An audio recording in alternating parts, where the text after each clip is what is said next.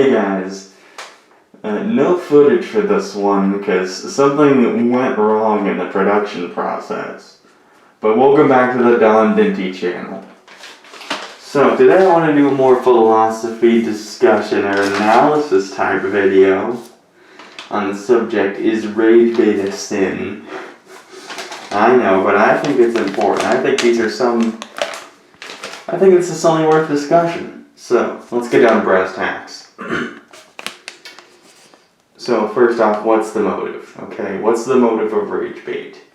I did a lot of research for this video. I took notes, and some sources say that the definition of rage bait includes the motive.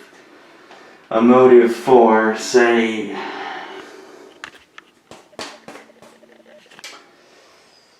goal of traffic support or revenue, per Wikipedia. So anyway, a lot of schools of philosophy consider the motive. And even if you don't, let me just say here on the record, content that is designed to get traffic support or revenue by provoking rage tends to be evil. So, deontology would consider that any rage bait, if it falls under the definition that includes a malicious motive, it would be a sin. Alright, so what else is there? Well, if a malicious motive is as part of the definition, then it's pretty much always going to be bad, at least a little.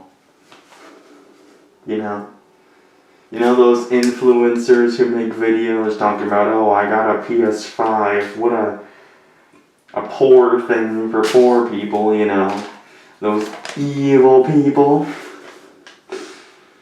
trying to provoke rage for traffic support or revenue. Not support necessarily, but alright. But can rage bait be benign? I think this makes the situation a little more tricky. What does it say? What does this thing say?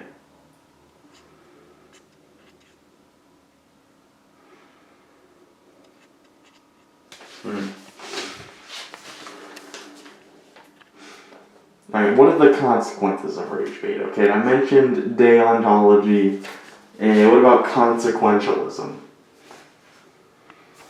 Well, this depends on the individual situation, okay? It can be, you make some people angry, you make one person angry. I see rage baiting used a lot just to refer to an individual action. You're not putting something out there, you're just rage baiting your friends, something like that. Well, obviously, these have different levels of harm. So, if you're putting out a lot of stuff that just leaves people feeling angry and sick, that probably has a negative impact on the world. You're probably an influencer.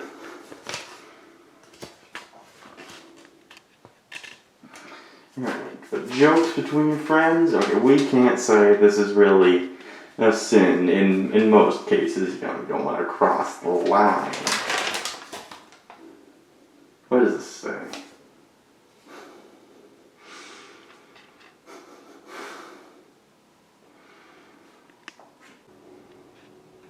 Alright, there's another distinction between definitions that I wanted to bring into discussion, okay?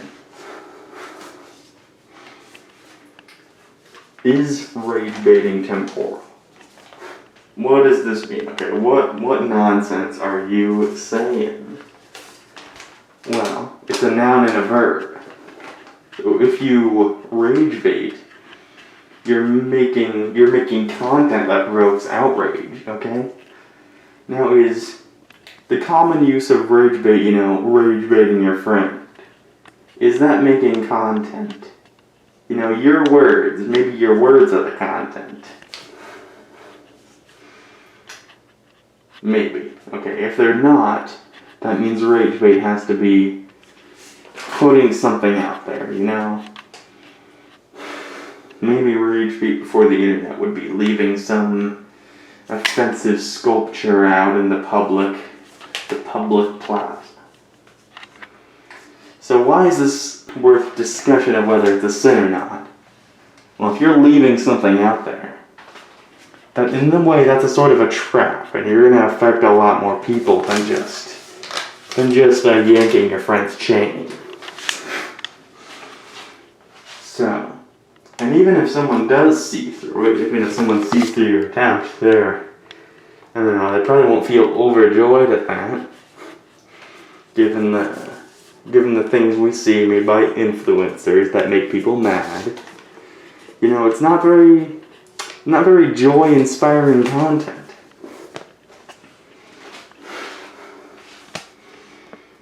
So, what is this? Let's consider more perspectives, okay? Christianity. The word sin evokes Christianity, okay? Well, the consensus there seems pretty universally, yeah, it's a sin.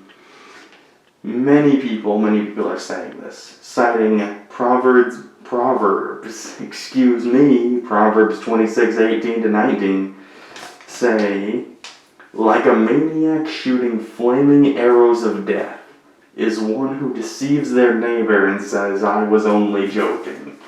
That is harsh. I mean, flaming arrows of death? Mm-hmm. You know, which makes sense. So what can we summarize from this? Is rage bait a sin? The answer seems to be mostly.